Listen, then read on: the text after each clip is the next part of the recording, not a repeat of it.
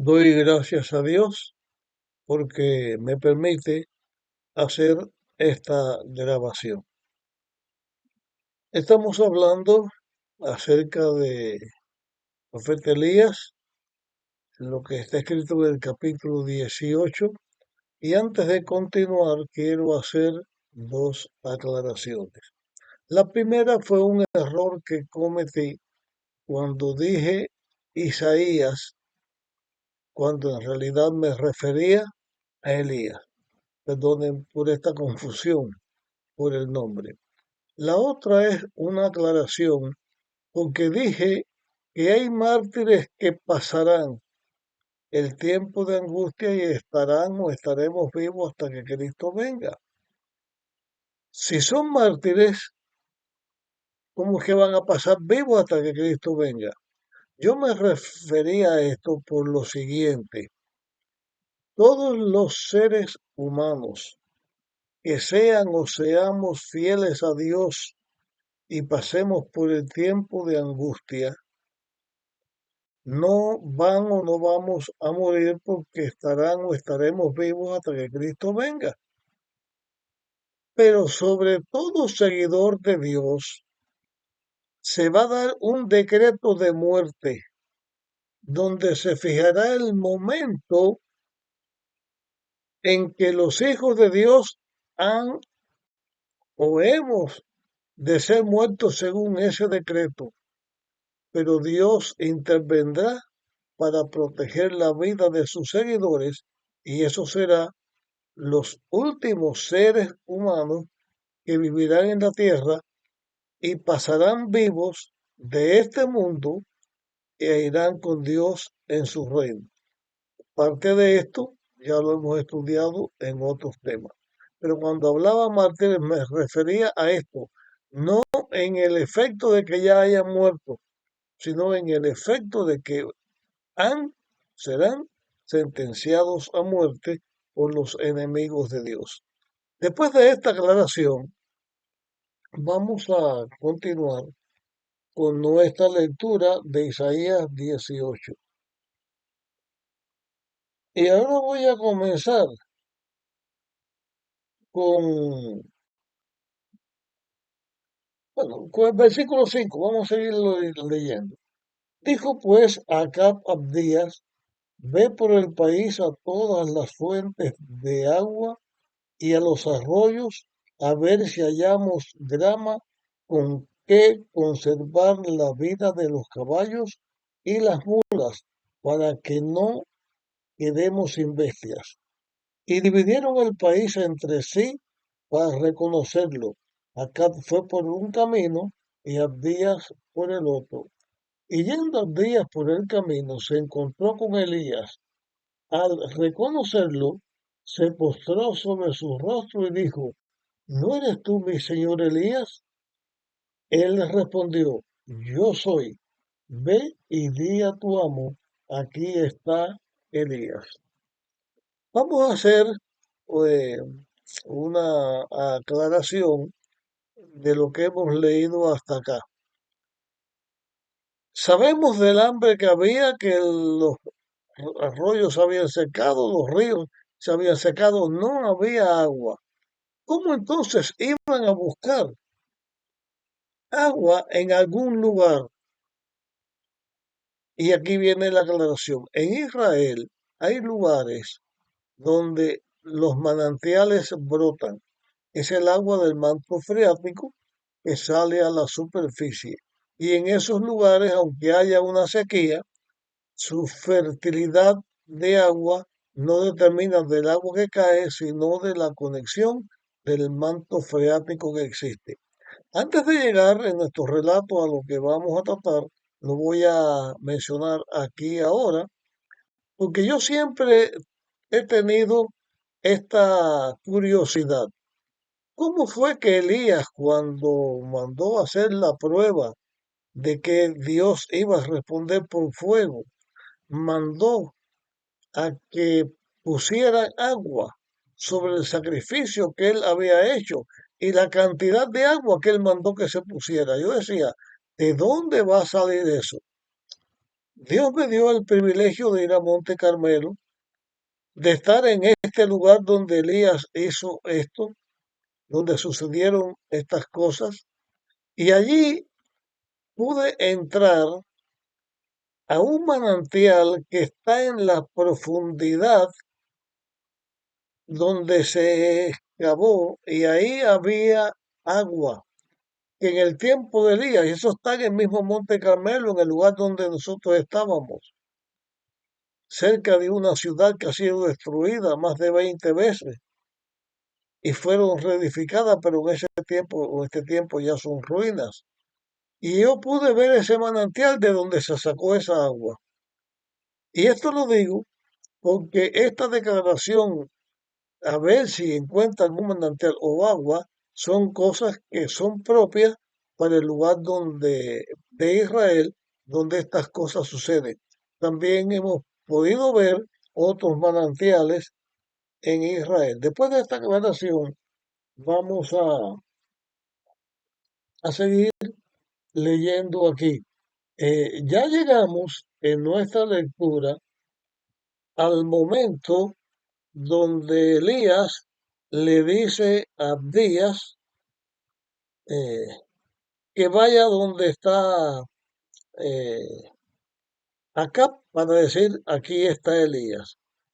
Voy a mencionarles lo siguiente.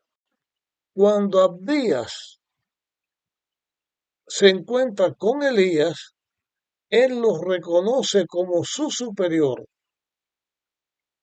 y le dice, Señor mío, y se postra. Ese postrarse no fue para adorarlo, ese postrarse fue para reconocer a una persona de un rango superior. Y aunque Elías estaba perseguido, Abdías sabía que Elías había sido enviado por Dios, que era profeta de Dios y por eso hacía esta reverencia como reconociéndolo como un siervo de Dios. Ahora Abdías comienza a decir otras cosas. Dice, vive el eterno tu Dios, que no hubo nación ni reino donde mi Señor nos no haya enviado a buscarte. Y cuando respondían, no está aquí, hacía jurar a ese reino y a esa nación que en verdad no te habían hallado. Y ahora tú dices, ve y di a tu amo, aquí está Elías. Acontecerá que cuando yo me haya ido de ti, el Espíritu del Eterno te llevará a donde yo no sepa, y cuando yo dé noticia acá y él no te halle, me matará. Tu siervo reverencia al Eterno desde su juventud. Y ya viene ahora los textos que ya yo leí. La declaración de Abdías, cómo Acab buscaba con insistencia a Elías, es significativa. Cómo desafiaba a otras naciones. Y eso enseña el odio que el diablo tiene contra los hijos de Dios. Y el odio que el diablo inyecta en el corazón de las personas que no siguen a Dios. Por eso los hijos de Dios en el mundo han pasado por tantas calamidades y han sido muertos por servir a Dios. Todas esas cosas son productos del pecado, pero Dios lo permite, porque Dios sabe lo que Él hace. Y ahora aquí quiero señalar otras cosas, porque en los temas anteriores yo he señalado que Dios cuida a sus hijos y es el que sabe dónde sus hijos tienen que estar. Pero en esta misma declaración de Abdías hay algo que es digno de notarse. Dice cuando Jezabel mataba. Sí, Abdías salvó 100, pero ¿cuántos mató Jezabel? ¿Cuántos mató Acab? ¿Cuántos mataron los seguidores de Jezabel y de Acab? en su lucha contra Dios. ¿Cuántos más mártires hubo? ¿Cuántos hijos de Dios desde Abel hasta el final van o hemos de morir como mártires? ¿Por qué Dios a uno le salva la vida y a otro deja que muera? Bueno, puede haber muchas razones. Yo voy a dar lo que yo entiendo. Reconozco que no lo entiendo todo, pero reconozco lo más importante. Lo más importante no es cuánto tiempo nosotros vivamos en la tierra. Lo más importante no es la vida física nuestra aquí en la tierra. Hay quienes mueren antes de nacer y otros mueren como Matusalén, viejos. Yo estoy hablando y le doy gracias a Dios por la edad a que yo he llegado. He vivido ya hasta 81 años y medio y si comparo con mi concepción, ya tengo más de 82 años que mi corazón está latiendo. Le agradezco a Dios por eso, pero mientras más tiempo vive una persona, más vieja que se hace y mientras más vejez, más se padece. Pero lo importante no es la vida que vivamos aquí. Lo importante es que tengamos la vida eterna. Porque aunque vivamos 100 años en esta tierra, vamos a morirnos. Pero cuando Cristo venga y nos dé la vida eterna, ya física, real, nunca más vamos a morir. Dios sabe quiénes van a morir como mártires y quiénes no. Eso Dios lo guía. Pero yo creo que no es nuestro decir por qué Dios permite esto o aquello. De todas maneras, los que hemos nacido vamos a morir a menos que Cristo venga antes. De todas maneras es así. Pero lo importante es que nuestra vida esté para siempre. Por eso yo creo que Dios sabe y permite todas estas cosas malas que pasen, porque también esto enseña lo que es seguir al diablo, porque el diablo lo que trae es muerte y destrucción. Dios lo que trae es vida y vida en abundancia. Bien, yo voy a seguir leyendo aquí, o bueno, sí voy a leerle. Dice, versículo 15 en adelante, dice, pero Elías le dijo, vive el Eterno Todopoderoso, a quien sirvo que hoy me mostraré a él. Entonces Abdías fue a encontrarse con Acab y le dio el aviso, y Acab vino a encontrarse con Elías. Cuando Acab vio a Elías, le dijo, ¿eres tú el que perturbas a Israel? Él respondió, o sea, Elías respondió, yo no he perturbado a Israel, sino tú y la casa de tu padre, dejando los mandamientos del Eterno y siguiendo a los Baales. Y señalo aquí brevemente, porque en el futuro voy a hablar más de esto, brevemente, que el diablo y los enemigos de Dios siempre acusan a Dios y a los seguidores de Dios de todos los males que perturban que hay en la humanidad. No somos los hijos de Dios los que perturbamos a la humanidad. Quien perturba y trae el mal a la humanidad son los que dejan los caminos de Dios.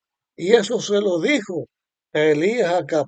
Tú, dejando a Dios, tu nación, dejando a Dios, son los que perturban a Israel. Y entonces bajo la autoridad de Dios al profeta, mediante la autoridad que Dios le dio a Elías, Elías dio una orden y Acab, aunque era rey, tuvo que aceptar o aceptó esa orden que Elías le dio. Dice, versículo 19, envía ahora y junta a todo Israel en el monte Carmelo, a los 450 profetas de Baal y a los 400 profetas de Acera, que comen de la mesa del rey. La orden fue, estos profetas de Baal y de Acera, 850, que tú mantienes, que Jezabel mantiene, júntalos con el pueblo en el monte Carmelo. Y así tuvo que hacer Acab. Él juntó a esos profetas y a Israel en el monte Carmelo. Hasta aquí terminamos con nuestro tema. Vamos a continuar en el próximo y seguiremos analizando lo que sucedió. Nos vemos en el próximo tema.